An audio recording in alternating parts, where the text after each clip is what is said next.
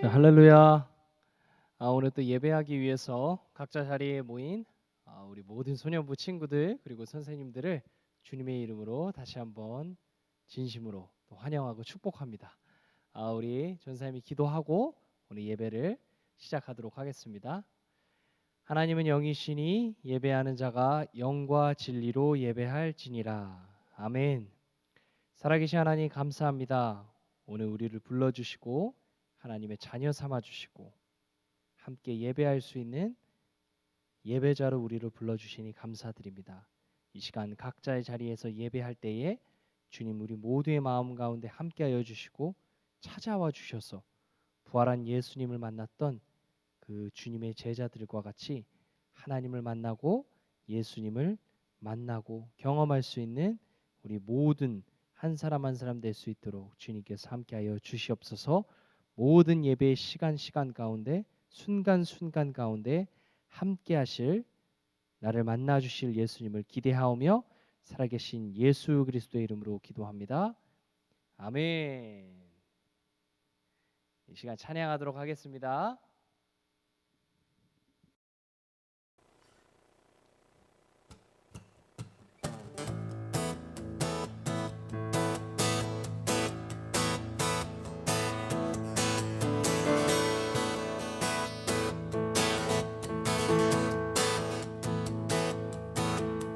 새 노래로 여호와께 노래하라.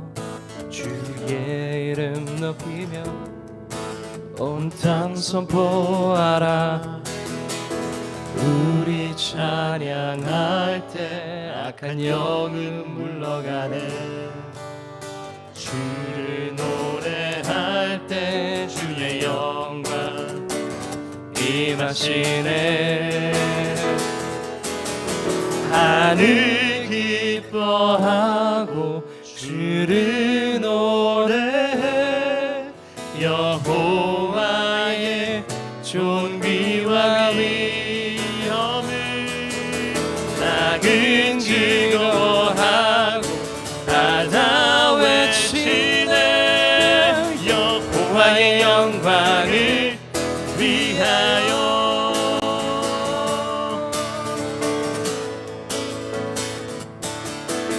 새 노래로 여호와께 찬양하라. 주의 이름 높이며 아멘 온 땅 선포하라. 우리 찬양대 우리 찬양할 때 악한 영은 물러가네. 주를 노래할 때 주의 영광 임하시네. 하늘 기뻐하고 주를 노래해. 여호와의 존귀와 위엄을 땅은 즐거워하고 바다 외치네. 여호와의 영광을 위하여. 하늘 기뻐하고 주를 노래해. 여호와의 존귀와 위엄을 땅은 즐거워하고 바다 외치네. 여호와의 영광을 위하여. 여호와의 영광을 위하여. 여호와의 영광을 위하여.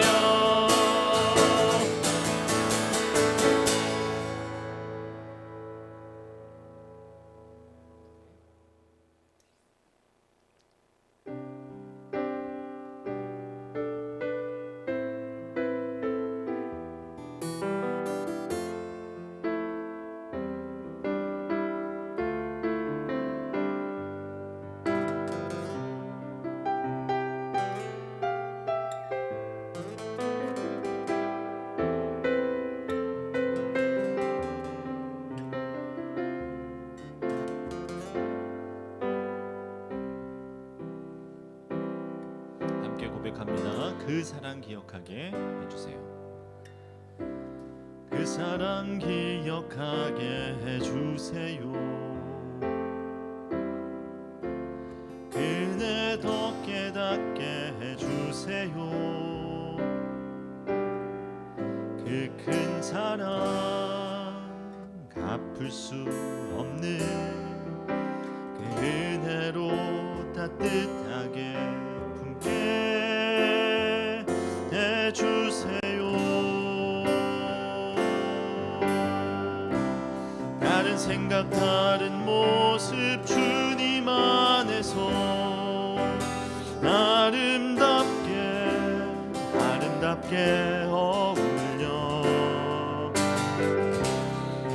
서로 볼 때마다 하늘 소망 볼 수 있게 해주세요.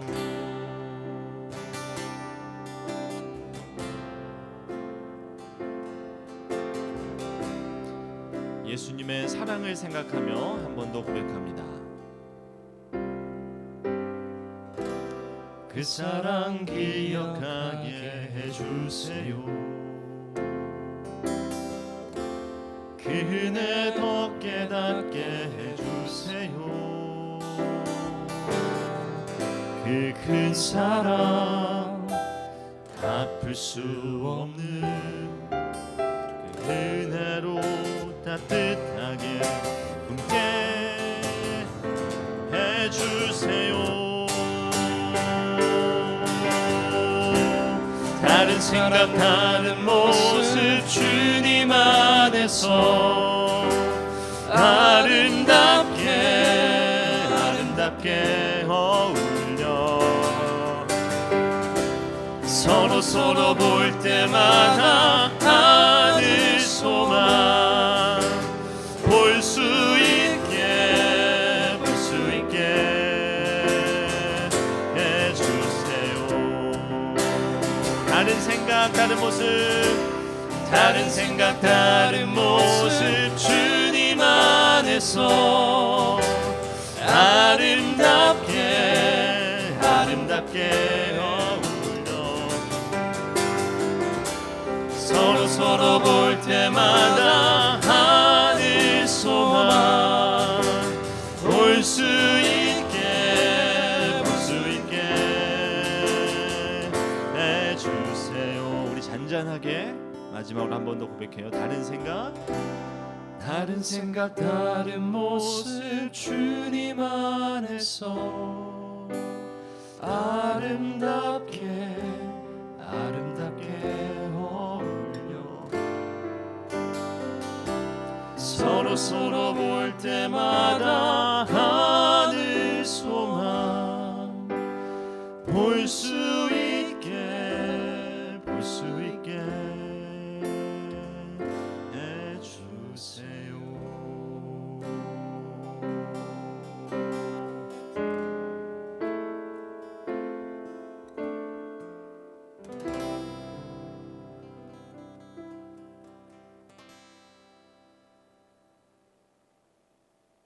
나는 전능하신 아버지 하나님 천지의 창조주를 믿습니다. 나는 그의 유일하신 아들 우리 주 예수 그리스도를 믿습니다. 그는 성령으로 잉태되어 동정녀 마리아에게서 나시고 본디오 빌라도에게 고난을 받아 십자가에 못 박혀 죽으시고 장사된 지 4일 만에 죽은 자 가운데서 다시 살아나셨으며 하늘에 오르시어 전능하신 아버지 하나님 우편에 앉아 계시다가 거기로부터 살아있는 자와 죽은 자를 심판하러 오십니다. 나는 성령을 믿으며 거룩한 공교회와 성도의 교제와 죄를 용서받는 것과 몸의 부활과 영생을 믿습니다. 아멘.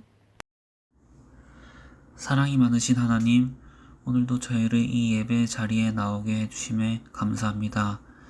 하나님, 저희가 한 주 동안 주님 안에서 온전히 살지 못하고 많은 죄를 지었습니다. 또 저희가 미처 깨닫지 못한 죄들도 많이 있었습니다. 이 예배를 통해 우리가 지은 죄를 회개하니 용서해 주세요.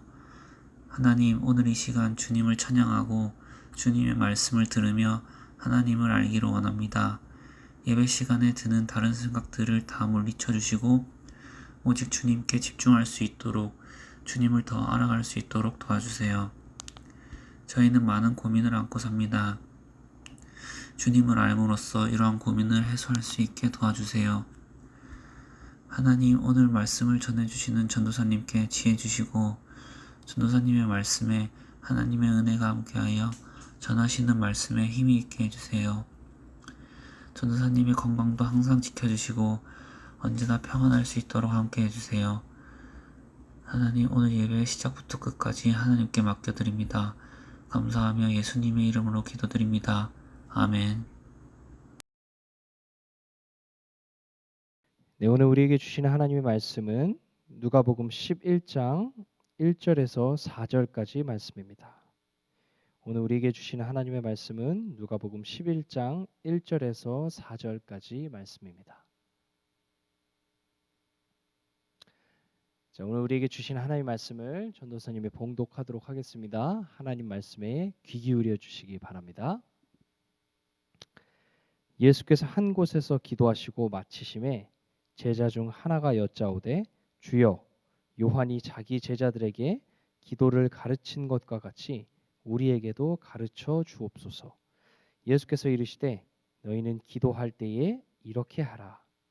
아버지여, 이름이 거룩히 여김을 받으시오며 나라가 임하시오며 우리에게 날마다 일용할 양식을 주시옵고 우리가 우리에게 죄 지은 모든 사람을 용서하오니 우리 죄도 사하여 주시옵고 우리를 시험에 들게 하지 마시옵소서 하라. 아멘. 이것은 하나님의 말씀입니다. 오늘 하나님께서 오늘 이 말씀으로 우리 모두에게 은혜 주시기를 간절히 바라고 소망하고 기대합니다. 자, 오늘 본문은 우리에게 좀 익숙한 본문인 것 같아요. 무슨 말이냐? 전사님, 이 부분, 이 내용, 이 성경 내용, 이 성경 구절 어디서 많이 들어본 것 같은데요? 라는 생각이 드는 친구들 있겠죠? 네, 맞아요. 무슨 내용인가요? 주기도문의 내용입니다. 우리가 평상시에 예배 시간에 많이 고백하고 또 함께 나누는 그 주기도문의 내용이 바로 오늘 우리가 읽었던 이 누가복음 11장에 실려 있는 거예요. 그런데 전도사님, 근데 우리가 평상시에 외우는 것과는 조금 다른 것 같은데요? 라는 생각을 하는 친구들도 있었나요, 혹시? 그것도 정확한 포인트입니다. 바로 우리가 외우는 주기도문은 마태복음 6장에 나오는 내용을 토대로 해서 우리가 고백하는 주기도문이에요. 무슨 말이냐? 성경에, 특히 신약 성경에 주님께서 가르쳐 주신 기도, 주기도문을 싣고 있는 성경 본문은 두 군데가 있어요. 한 군데는 마태복음 6장에 있고 한 군데는 오늘 우리가 본 누가복음 11장에 있어요. 그런데 우리가 평상시에 외우는 주기도문은 누가복음 6장의 내용을 가져와서 우리가 외우고 고백하는 것이고, 마태복음 6장의 내용을, 근데 누가복음 이 11장 오늘 읽은 우리의 본문은 마태복음 6장에 나온 그 본문 내용을, 주기도문의 내용을 조금 축약해서 실어놓은 본문입니다. 그래서 오늘 우리가 우리가 함께 나눌 하나님의 말씀은 이 누가복음 11장에 있는 축약된 주기도문의 내용 중에 실려져 있는 그 내용을 보고 주님께서 우리에게 이렇게 기도하라고 말씀하셨구나. 그러면 우리도 주님께서 말씀하신 예수님께서 말씀하신 그 기도의 교훈을 기억하면서 우리가 이렇게 기도하고 하나님 앞에, 예수님 앞에 이런 마음으로, 이런 내용으로 기도하는 삶을 살아야겠구나라는 것을 오늘 성경을 통해서 함께 살펴보고 합니다. 자, 오늘 본문을 다시 한번 보도록 하겠습니다. 자, 예수께서 1절입니다. 한 곳에서 기도하시고 마치심에 제자 중에 한 사람이 여짜오되. 예수님께서 기도하셨다고 나와요. 그렇죠? 예수님은 성경에서 얘기하고 본문이 드러내고 우리에게 전해주는 중요한 내용은, 예수님은 단지 얘들아 너네 기도 이렇게 해야 돼, 명령만 하신 분이 아니라는 것을 성경은 우리에게 얘기해 줍니다. 그럼 어떤 분이라고 나오나요? 예수님은 먼저 기도의 본을 보여주시면서 기도의 삶을 사시면서 이렇게 기도하라고 말씀해 주시고 가르쳐 주신 분이라는 거예요. 예수님은 당신님은 기도 안 하고 제자들에게 기도하라고 명령만 했던 분이 아니라 먼저 기도하시고 늘 하나님께 기도하시는 본을 보이는 기도의 본을 보여주셨던 삶을 기도의 삶을 살아가셨던 그런 분이라고 성경은 우리에게 얘기해 주고 있습니다. 그런데 그 예수님께서 뭐라고 말씀하시냐? 예수님께서 기도하시고 나시니 제자 중 한 사람이 쫓아와서 이렇게 얘기해요. 주님, 요한이, 이게 세례 요한을 얘기하는 거예요. 요한이 자기 제자들에게 기도를 가르쳐 줬어요. 가르쳐 준 것처럼 저희에게도 기도 좀 가르쳐 주세요. 이 내용을 보니까 그 제자 공동체, 요한의 제자들도 있고 그 당시에 예수님 시대에는 어떤 특별한 탁월한 스승을 따라다니는 그 공동체가 여러 공동체가 있었어요.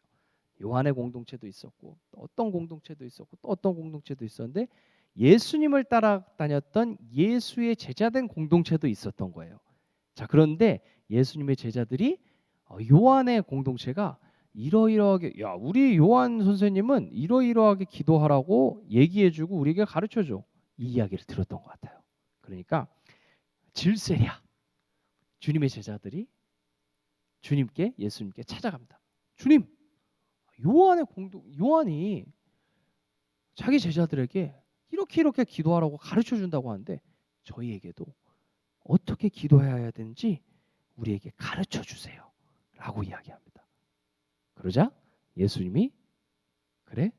그러면 너희는 기도할 때에 이렇게 기도하라. 이렇게 기도해라. 라고 어떻게 기도해야 하는지 더 정확히는 무엇을 기도해야 되는지 어떤 내용을 가지고 기도해야 하는지에 대해서 예수님께서 가르쳐 주세요. 2절 한번 다시 볼까요? 자, 본문을 직접 우리가 읽어봐야 됩니다. 성경 본문을 전도사님 말만 듣지 말고 직접 여러분이 찾아보세요. 자, 2절입니다. 예수께서 이르시되 너희는 기도할 때에 이렇게 하라. 첫 번째, 어떻게 기도하라고 이야기하나요? 아버지여, 이름이 거룩히 여김을 받으시오며. 하나님을 어떻게 부르나요? 기도의 대상은 누가 돼야 된다고 첫 번째로 이야기하냐? 하나님입니다. 기도의 대상. 이 마태복음 6장과 좀 비교해서 보면 좋아요. 일단 우리는 다 찾아보면 좋겠지만 오늘은 시간이 부족하기 때문에 누가복음 오늘 본문에 있는 내용만 보지만 우리 친구들이 성경을 다시 한번 살펴보고 묵상하고 하나님 말씀을 찾아볼 때 마태복음에는 이렇게 나와 있구나 라고 비교해 보면서 보는 것이 가장 좋습니다. 자, 첫 번째, 일단 오늘 누가복음에 내용 드러나 있는 내용을 보면은 기도의 대상이 누가 돼야 된다고 나오나요? 하나님인데 그 하나님을 어떻게 부르고 있나요? 자, 예수님은 첫 번째 기도의 대상을 하나님이라고 하는데 기도의 대상을 하나님인데 하나님을 어떻게 부르나요? 아버지라고 부르는 거예요. 하나님을 아버지라고 부릅니다. 이 고대 사회에서 아버지의 의미는 현대 사회와는 좀 다른데 이 당시 예수님의 시대는 고대 사회예요. 로마 사회이기 때문에 고대 사회에서 아버지의 의미는 이 당시 시대를 조금 전사님이 설명해 주면은 귀족은 태어날 때부터 귀족이고 노예는 노예로 태어난다고 믿었던 사회였던 거예요. 그런데 그러니까 쉽게 말하면 태어날 때부터 내 신분이 높고 내 신분이 낮음이 결정되던 사회였던 거예요. 그렇기 때문에 자신의 능력보다는 누구의 아들이냐에 따라서 내가 높은 사람이 될 수도 있는 거고 부자가 될 수도 있는 거고 누구의 딸이냐에 따라서 결혼 상대가 정해졌던 그런 사회였던 거예요. 이런 사회에서 하나님을 아버지로 고백한다는 거는 모든 인간의 차별적인 그런 구조나 신분을 뛰어넘는 아주 혁명적인 선언이었던 거예요. 그러니까 하나님을 아버지로 모셨다면은 그 사람들은 하나님의 아들들이기 때문에 인간으로 생각할 수 있는 최고의 신분을 가진 사람들이었다는 거예요. 그러니까 이 당시의 사람들은 아버지 딱 하면은 내 신분을 결정해주는 가장 중요한 요소였는데, 사실 우리 현대 사회도 어떻게 보면은 내 부모님에 따라서 나의 운명이 결정된다고 생각할 수 있을 만큼 집안의 환경이 중요한 거는 우리가 무시할 수 없죠. 그런데 지금 현대 사회에도 그런데 고대 사회는 더 심했던 거예요. 그러니까 여러분 우리 그 홍길동전 읽어봤었죠? 홍길동전이랑 비슷하다고 생각하면 되는 거예요. 내가 아무리 똑똑하고 잘나도 아버지를 아버지라고 부를 수가 없는 거예요. 내가 첩의 아들로 태어났다면은. 예전에도 그랬죠. 우리 조선 시대 우리 옛날 시대에는 우리나라. 근데 고대 사회는 더 심했던 거예요. 그만큼 아버지가 굉장히 중요했던 거예요. 누구의 아들, 누구의 딸로 태어났느냐가.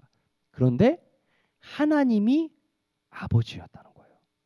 이런 사회, 이렇게 아버지가 중요한 사회에서 하나님이 나의 아버지라고 했다는 것은 가난한 자들, 특히 그 당시에 살았던 하나님의 백성들 중에서 그 당시에 예루살렘에 살았던 예수님이 만났던, 예수님이 복음을 전해줬던 수많은 사람들은 가난한 사람들이 대부분이었어요. 가난한 사람들이 엄청 많았어요.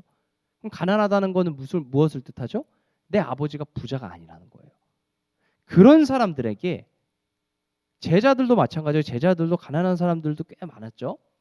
그런 사람들에게 하나님이 아버지라고 얘기했다는 것은, 다시 한번 하나님이 아버지라고 예수님께서 강조한 것은 모든 인간의 차별이나 신분을 뛰어넘는 혁명적인 선언이었던 거예요. 하나님을 아버지로 모실 수 있다면 하나님의 아들이 되는 거고, 하나님의 아들이라는 것은 인간으로 생각할 수 있는 최고의 신분을 가졌다는 거예요. 근데 여러분 굉장히 중요한 게, 이스라엘 백성들, 하나님을 믿었던 하나님의 백성들은 원래 하나님의 자녀고 하나님의 백성이라고 생각을 했죠. 하나님 백성이라고. 그리고 하나님이 나의 아버지라고 또 구약 시대서부터 많이 생각을 해왔던 개념이었던 거예요. 그래서 여러분 그 구약 성경에 나오는 여러 그 이름들 있잖아요. 그 이름들 중에 뭐 예를 들면 요압, 그 다윗의 부하, 그 다윗 시대에 나왔던 그 요압 장군 할 때 요압 있잖아요. 요압의 뜻이 뭐냐면은 하나님은 나의 아버지시다라는 뜻인 거예요. 그럼 나는 하나님의 자녀다, 하나님의 아들이라는 생각을 늘 가지고 살았다는 거죠. 이스라엘 백성들은, 하나님의 백성들은. 그런데 예수님이 왜 한 번 더 여기서 강조를 해줬던 걸까요? 이 당시 수많은 대부분의 하나님의 백성들이 로마 사회의 로마 사회의 식민지로 살고 있었고, 대부분 가난하고 어렵게 살고 있었던 사람들이었기 때문에 스스로 생각하기에 정말 나는 하나님의 자녀 맞나? 하나님 백성 맞나? 하나님의 아들 맞나? 나는 버려진 자식인가? 이런 생각을 많이 하고 살았던 거예요. 오히려 대부분의, 그러니까 종교 지도자들로서 백성들을 섬기고 가난한 사람들을 섬기고 구제해야 했던, 그 역할을 해야 했던 다른 종교 지도자들은 자신의 배만 채우고 살았던 사람들이기 때문에, 사람들이 봤을 때, 보통의 사람들이 봤을 때 저렇게 잘 나가고 잘 먹고 부자고 사람들에게 칭찬받는 저런 사람들만, 저런 지도자들만 진짜 하나님이 사랑하시고 하나님의 아들인가 보다, 하나님이 저 사람들만 하나님의 자녀로 삼아줬나 보다, 이런 패배주의 의식이 아주 만연했던 거예요. 그런데 예수님은 뭐라고 하죠?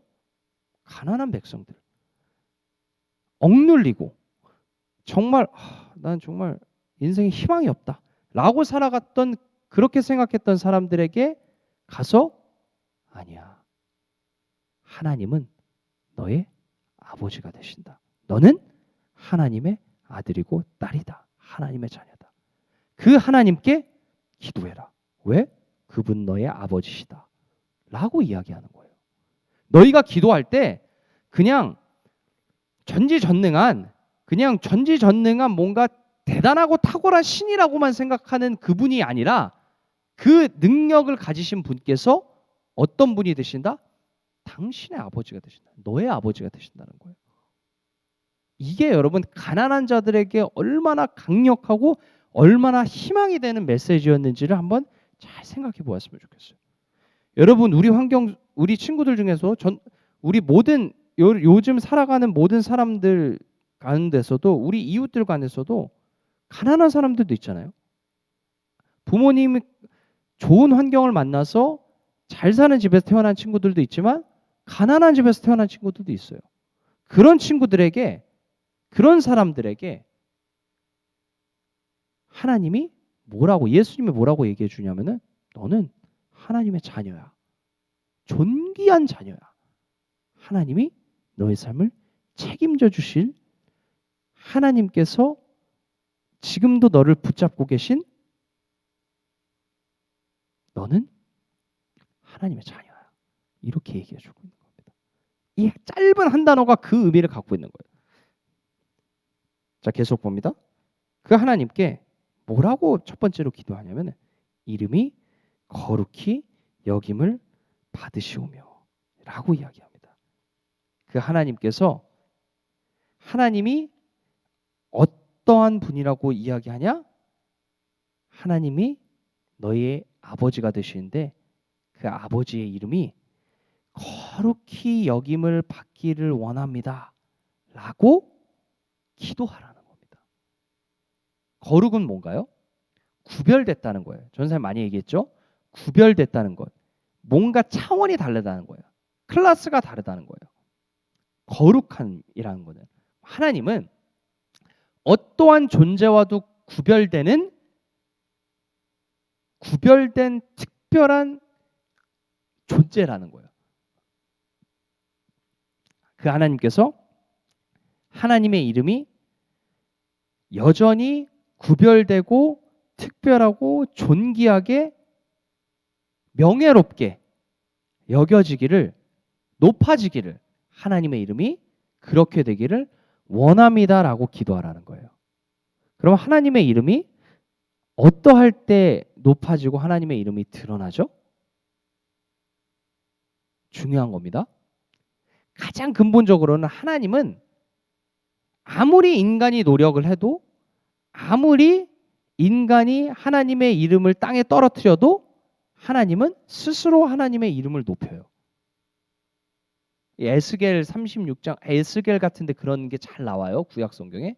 이스라엘 백성들이 하나님의 이름을 땅에 떨어뜨릴 정도로 하나님의 이름을 아주 더럽혔다고 나오는데 그럼에도 불구하고 나는 나의 이름을 아끼기 때문에 내 거룩한 이름을 내 스스로 높일 거다라고 이야기합니다. 그러면 하나님은 이미 구별되고 이미 인간과는 어떤 것과도 비교될 수 없는 존재이기 때문에 하나님은 스스로 자신의 이름을 높일 수 있어요. 그러나 성경에서 계속해서 얘기하는 것은 그럼에도 불구하고 하나님은 무엇을 원하냐? 하나님의 백성들, 인간을 통해서 하나님의 이름이 찬양받고 하나님의 이름이 높아지기를 원한다는 거예요. 그건 뭐냐? 우리의 삶을 통해서 저와 여러분의 삶을 통해서 하나님의 이름이 거룩하게 되고 하나님의 이름이 높아지기를 바란다는 거예요. 어떨 때요? 내가 하나님과의 약속을 하나님과의 언약을 지켜서 하나님의 말씀을 순종해서 하나님의 말씀이 살아계시다는 것을 내 주변 사람들이 보고 야, 네가 믿는 하나님, 네가 믿는 예수님 살아있구나. 여전히 살아계시구나. 라는 고백을 주위 사람들로부터 들어서 하나님의 이름이 높아지기를 원한다는 거예요. 그러면 아버지의 이름이 거룩히 여김을 받기를 원합니다라는 말은 결국 뭔가요? 어떤 걸 포함하고 있는가요? 하나님 아버지 되신 하나님의 이름이 높아지기를 거룩히 여김 받기를 원하는데 그렇게 원하기 때문에 나도 나의 삶을 통해서 하나님의 이름을 높여드리겠습니다.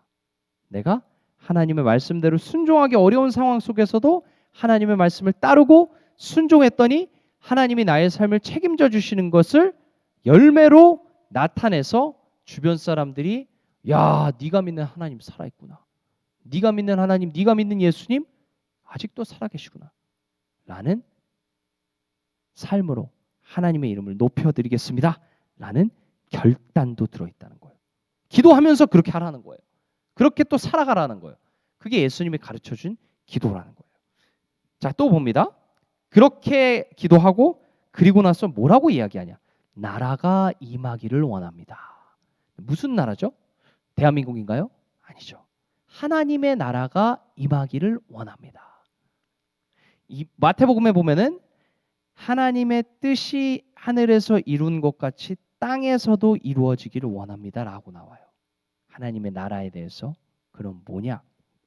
이 나라는 하늘에 임하는 나라가 아니고 이 땅 가운데, 우리의 삶 가운데, 우리가 살고 있는 이 땅 가운데 하나님의 나라가 임하기를 원합니다라는 뜻이에요. 근데 하나님의 나라는 뭐라고 했죠? 전도사님이 우리가 생각하는 그런 땅의 개념, 뭐 대한민국이라는 그 영토, 이 개념이 아니라 하나님이 왕이 되는, 하나님이 왕이 되어서 하나님이 우리의 삶을 통치하시는 그런 상황이라고 얘기했죠. 그런 상황 내지 그런 상태라고 얘기했죠. 그런 상태가 좋겠네요. 상태라고 생각해요. 하나님께서 왕이 되셔서 하나님이 우리를 통치하시는 상태, 그 상태가 되기를 원합니다. 라고 기도하라는 거예요. 그럼 뭐죠? 너희의 삶에 하나님을 왕으로 모셔라. 그때 하나님의 나라가 이 땅 가운데, 너희의 삶 가운데 임한다. 그렇게 되기를 위해서 기도하라는 거예요. 그럼 이게 쉽게 말하면 뭔가요? 하나님이 왕이 되도록 너희의 삶에 하나님을 왕으로 모셔라. 그럼 하나님이 왕이 된다는 건 뭐죠? 내 생각대로 살아가는 게 아니라 하나님이 왕이 되시니까 왕의 명령에 따르는, 왕의 명령에 따르고 순종하는 삶을 살아라. 그러면 그때 하나님의 나라가 네 삶 가운데, 너희의 삶 가운데, 이 땅 가운데 임하는 거다. 왜 그렇게 예수님이 기도하라고 얘기할까요? 그게 우리에게 축복이니까 얘기한 거예요. 하나님이 우리에게 왕이 되신다면 우리는 하나님의 백성이 되는 거죠. 그러면 하나님은, 왕 되신 하나님은 자기의 백성을 끝까지 책임져 주신다는 게 성경에서 얘기하는 거예요. 그렇기 때문에 너네 멋대로 살지 말고 하나님을 왕으로 모시고 살아라. 그렇다면 하나님께서 너희의 삶, 너희 지금 힘들고 어렵고 소망 없고 희망 없다고 생각할지라도 하나님께서 너희의 인생, 너희의 삶, 그리고 너희의 생명까지 책임져 주신다. 그렇기 때문에 하나님의 나라가 임하기를 위해서 기도하라 라고 이야기하는 겁니다. 하나님께서 이렇게 기도하라고 얘기하는 거예요. 자, 또 보죠. 이제 또 뭐라고 얘기하냐? 3절입니다. 우리에게 날마다 일용할 양식을 주시옵소서. 자, 예수님이 이게 되게 중요한 것 같아요. 우리에게 날마다 일용할 양식을 주시옵소서라는 거는 쉽게 말하면 하나님, 너희 아버지 되신 하나님께 이렇게 기도해 얘들아. 하나님, 아버지 하나님, 우리에게 오늘 먹을 밥을 주세요라고 얘기하는 거예요. 그러니까 밥 달라는 거예요. 그러니까 왜 이런 말을 할까요? 밥을 그렇게 굶었나? 이 당시 사회는 어떤 사회였냐면은 대부분의 사람들이 하루 벌어가지고 간신히 하루 먹을 수 있는 밥을 벌어서 먹는 그런 어려운 상황이었던 거예요. 우리는 그래도 보통 안 그런 어려운 친구들도 많지만 대부분 하루 삼시세끼 그래도 밥 하루에 한 끼 이상, 두 끼 이상은 보통 먹잖아요. 근데 이 당시에는 한 끼 먹는 거, 두 끼 먹는 거, 하루 한 끼 밥 챙겨 먹는 것도 너무 어려운 사회였던 거예요. 그런 시대였던 거예요. 그렇기 때문에 하나님이, 예수님께서 뭐라고 얘기하냐? 너네 밥 먹는 거 힘들지? 하나님께 기도해라. 하나님, 우리 먹을 수 있는 밥 하나님께서 책임져 주세요. 오늘 먹을, 내일 먹을 그 양식, 그 밥 하나님께서 책임져 주세요. 라고 기도하라고 얘기합니다. 이게 되게 중요한 거예요. 왜? 하나님은 우리에게 기도하라고 할 때 예수님께서 우리에게 원하시는 기도는 그저 우리의 신앙, 우리의 현실의 문제를 떠나서 우리의 영적인 것, 우리의 신앙적인 것, 우리의 영적인 것만 위해서 기도하라고 하는 게 아니라는 거예요. 우리의 현실의 문제, 먹고 사는 문제, 우리에게 주어진 중요한 현실의 문제를 위해서 반드시 기도하라고 얘기하는 거예요. 그럼 여러분 어떻게 할 수 있죠? 여러분들이 만약에 지금 주어진 현실에서 주어진 급한 아주 중요한 문제들 있잖아요. 여러분 혹은 학생이니까 시험 보는 것도 중요한 문제가 될 수 있죠. 혹은 여러분 지금 건강이 안 좋아요. 어려움을 당했어요. 그럼 그것 위해서 기도하라는 거예요. 야, 너 그런 거 기도하는 거는 신앙 없는 거야. 라고 얘기하지 않는다는 거예요. 그것만을 위해서 기도한다면 문제겠지만 그것을 기도하는 것 자체가 문제라고 예수님이 얘기하지 않는다는 거예요. 그렇기 때문에 우리의 현실의 어려운 문제, 먹고 사는 문제, 우리 앞날의 문제, 여러분 꿈에 관하여서, 여러분 앞길에 관하여서 중요한 문제를 가지고 현실의 문제를 가지고 꼭 하나님께 기도하세요. 예수님이 이렇게 가르쳐 준 겁니다. 알겠죠? 꼭 기도하세요. 자, 그리고 이제 4절 이제 거의 다 왔습니다. 4절에 뭐라고 하냐? 예수님이 이렇게 얘기합니다. 우리가 우리에게 죄 지은 모든 사람들을 용서하오니 우리의 죄도 사하여 주세요. 이게 무슨 말이냐면은 나에게 이 원문으로 보면 나에게 빚을 진 사람들을 내가 용서해 줬으니 용서해 준 것 같이 하나님도 나의 빚을 탕감해 주세요. 이런 말이에요. 그런데 여기서 죄로도 이 빚을 죄로 번역한 거예요. 근데 죄로도 볼 수 있어요. 그러면 어떻게 볼 수 있냐면은 다른 사람이 우리가 우리에게 죄 지은 사람, 우리가 우리에게 빚을 진 사람들을 용서하여 줬다는 거죠.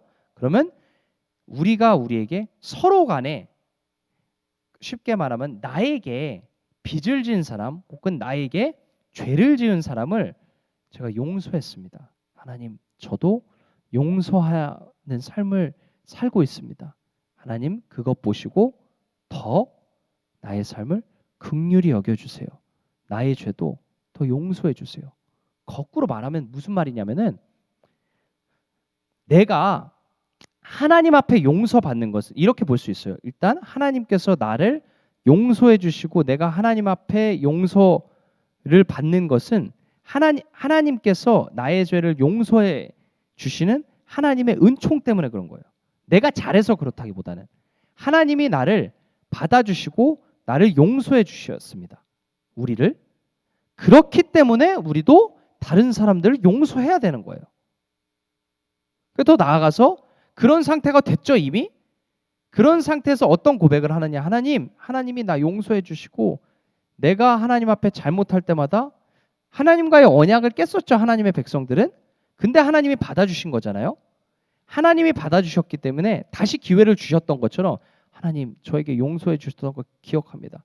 그 은혜 기억하면서 내가 나에게 죄를 짓고 나에게 잘못을 행한 사람을 용서해 줬습니다. 하나님, 다시 한번 기억하오니 나도 하나님의 은혜를 받고 하나님이 나에게 은혜 주신 것처럼 다시 한번 나에게 죄를 지은 사람 용서해 줬습니다. 다시 한번 하나님 앞에 기도합니다. 그러니 내가 하나님 앞에 다시 잘못하고 실수할 때 용서해 주세요. 다시 한번 용서해 주세요. 이 순환이 일어나는 거예요. 여러분 헷갈릴 수도 있는데 첫 번째가 이것만 보면 잘못 보면은 이 4절에 우리가 우리에게 죄 지은 사람을 용서했으니 하나님 나 잘했으니까 용서해 주세요. 이렇게 읽을 수 있죠.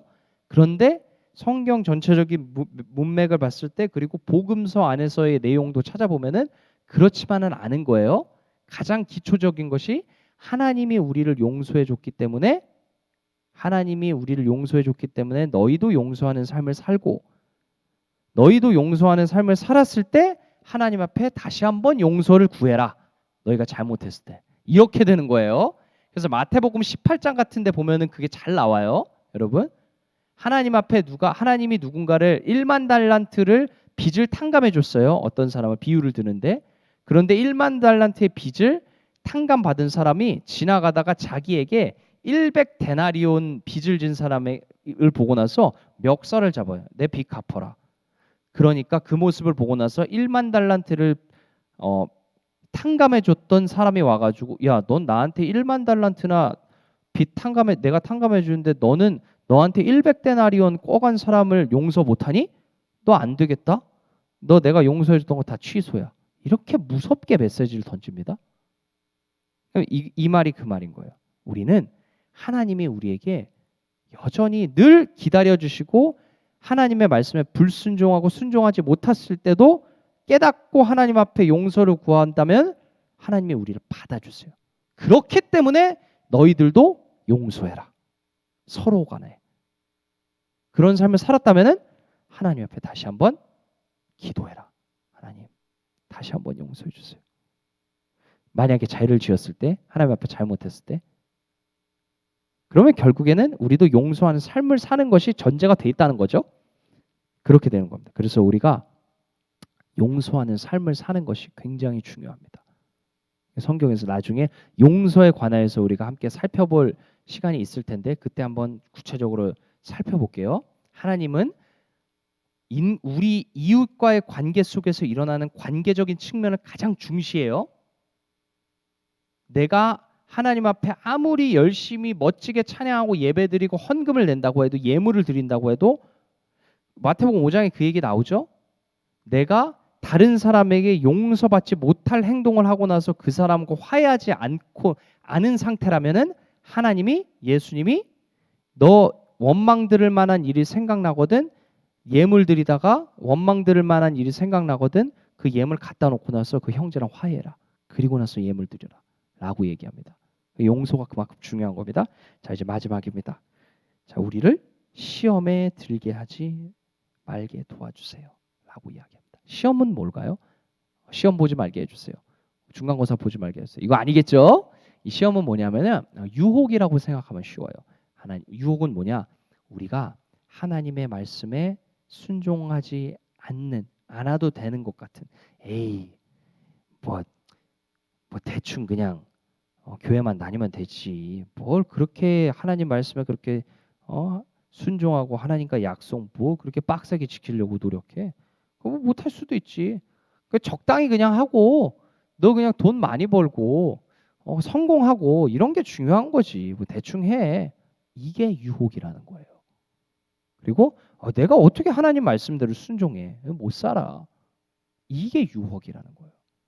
그리고 그런 게 시험이라는 거예요. 시험을 여러 가지 모습으로 얘기를 해요. 성경은 전사님이 얘기한 것만이 아니에요. 그것만 있는 게 아니에요. 근데 가장 중요한 거는 우리가 하나님을 왕으로 모시는데 그건 안 돼. 그럴 필요 없어. 하나님의 백성답게 살아가는데 그럴 필요 없어. 그거 다 불가능해. 라는 그런 유혹들, 그런 시험들, 하나님을 떠나고 싶은 시험들. 아이 뭐 하나님 뭐 교회 다녀봤자 뭐 소용없네. 하나님 믿어봤자 소용없네. 나 안 믿어. 이런 것들도 시험이 될 수 있는 거죠. 이런 것들로부터 하나님 우리를 지켜주세요 라고 기도하라는 겁니다. 왜요? 우리가 하나님으로, 이게 제일 중요하죠. 우리가 하나님 말씀에 순종하고 하나님의 자녀답게 백성답게 살아가는 그 삶은 우리 힘으로 되는 게 아니라 근본적으로 하나님이 우리에게 능력을 주시기 때문에 된다는 거예요. 하나님이 우리를 붙잡아 주지 않는다면은 우리가 노력하는 건 그건 당연한 거고, 하나님이 우리에게 능력 주시고 힘을 주시고 은혜를 주시지 않는다면 우린 그거 불가능하다는 거예요. 그거 인정하고 하나님 앞에 기도하라는 겁니다. 그게 예수님께서 우리에게 가르쳐 주신 기도입니다. 자, 다시 정리해 볼까요? 예수님이 너희는 이렇게 기도하라고 얘기합니다. 첫 번째, 기도의 대상은 하나님이에요. 근데 그 하나님이 어떤 분이라고요? 아버지라는 거예요. 우리의 삶을 책임져 주시고 우리가 처해 있는 환경과는 상관없이 너는 내 아들이다, 내 딸이다. 내가 책임져 줘. 지금 네가 지금 어려울지라도 내가 여전히 너 잊지 않고 있어. 너 여전히 존귀한 존재야.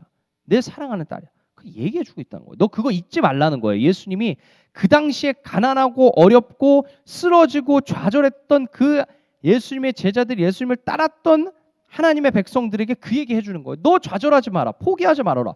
너 여전히 하나님의 거룩하고 존귀한 자녀들이다. 그거 얘기해 주는 거예요. 그 아버지께 첫 번째로 뭐라고 해라? 아버지의 이름이 거룩히 여김을 받기를 원합니다. 하나님의 이름이 찬양받기를 원합니다. 거룩하게 되기를 원합니다. 어떻게 해요? 내가 하나님의 백성답게, 레위기에 나오죠? 내가 거룩하니 너희도 거룩하라. 너희가 거룩한 삶을 살 때 주변 이방 나라들이 너희를 보고 나서 야, 거룩한 하나님의 백성이네. 그분께서 거룩한 게 맞구나. 그분께서 살아계신 게 맞구나. 하나님께서. 그렇게 된다는 거예요. 그러니 우리의 삶을 구별되게 하나님의 말씀답게 순종하는 삶으로 열매 맺음으로써 하나님의 이름을 높여드리라. 그렇게 되기를 원합니다. 라는 거였죠. 그리고 하나님의 나라가 임하기를 원해요. 어디야? 하늘에만이 아니라 이 땅에, 나의 삶 가운데. 어떻게 해요? 하나님을 왕으로 모시는 삶을 살아냄으로써 하나님이 왕 되신, 하나님이 왕이신 하나님의 말씀에 순종하고 따르는 삶을 살아감으로써 하나님의 나라가 임하기를 원합니다.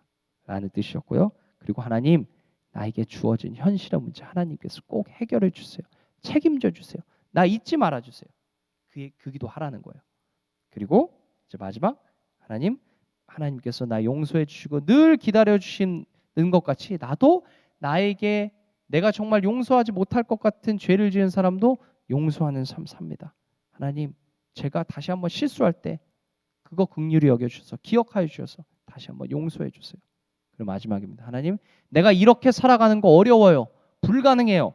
때론 넘어져요. 포기하고 싶어요. 그런 시험 들지 않도록 끝까지 나를 붙잡아 주세요. 라고 예수님이 기도하라고 얘기하는 거예요. 이제 마무리합니다. 여러분, 기도는 우리의 필요한 것들만 하나님 앞에 구하고 소원을 아뢰는 게 기도가 아니에요. 그런데 우리에게 필요한 것들도 아뢰라고는 얘기했죠. 일용할 양식을 위해서 기도하라고 했으니까 우리가 기도해야 되는 것은 뭐죠? 일용할 양식을, 우리에게 필요한 현실의 문제를 하나님 앞에 기도하되 가장 궁극적으로는 하나님의 백성답게 하나님을 우리의 왕으로 모시는 삶을 살아가게 해주세요 라는 게 기도라는 거예요. 이게 모든 것이 거기 하나에 다 들어가죠.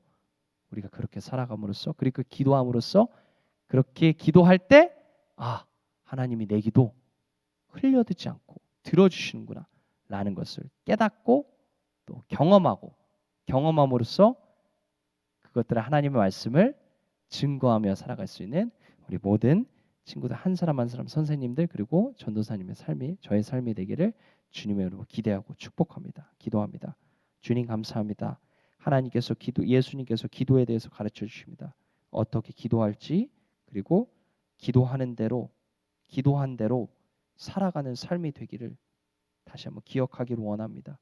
하나님, 예수님, 우리가 기도할 때에 늘 예수님께서 우리의 기도를 듣고 경청하여 주시고 응답하여 주시기를 원하고 응답하여 주시는 분이라는 것을 경험할 수 있는 우리 모든 한 사람 한 사람 될 수 있도록 주님 함께하여 주시옵소서. 살아계신 예수 그리스도의 이름으로 기도합니다. 아멘. 나의 생명을 드리니 주 영광 위하여 사용하옵소서. 내가 사는 날 동안에 주를 찬양하며 기쁨의 제물 되리. 나를 받아 주소서.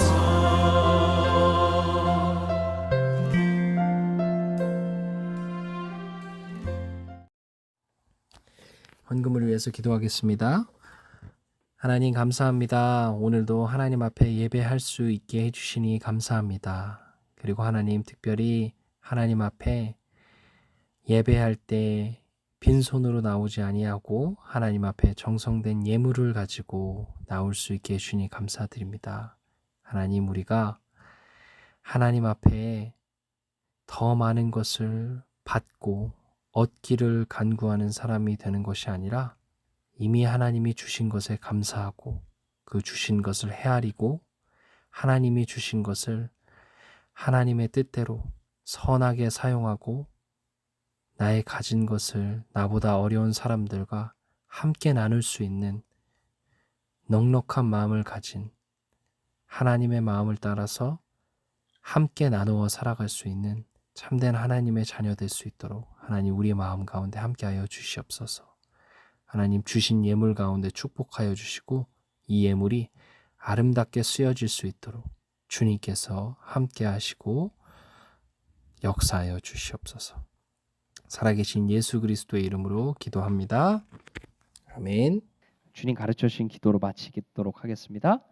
하늘에 계신 우리 아버지, 아버지의 이름을 거룩하게 하시며 아버지의 나라가 오게 하시며 아버지의 뜻이 하늘에서와 같이 땅에서도 이루어지게 하소서. 오늘 우리에게 일용할 양식을 주시고 우리가 우리에게 잘못한 사람을 용서하여 준 것 같이 우리 죄를 용서하여 주시고 우리를 시험에 빠지지 않게 하시고 악에서 구하소서. 나라와 권능과 영광이 영원히 아버지의 것입니다. 아멘. 아멘. 네, 우리 친구들 함께 또 이렇게 각자 자리에서 또 예배할 수 있어서 너무 기쁘고 그래도 감사합니다. 그렇죠, 감사하죠. 우리 각자 자리에서 함께 늘 마음과 뜻을 다해서 계속해서 끊임없이 멈추지 않고 하나님 예배할 수 있는 우리 모두의 삶이 되기를 주님의 이름으로 축복합니다. 우리 하나님 앞에 감사의 박수 올려드리면서 오늘 예배를 마치도록 하겠습니다. 하나님 감사합니다. 아멘. 자, 우리 또 다음 주에 만나도록 하겠습니다. 또 한 주간도 행복하고 또 하나님과 동행함을 친밀하게 느낄 수 있는 한 주간이 되기를 위해서 선생님들과 전도사님 계속해서 기도하도록 할게요. 다음 주에 만나요. 안녕.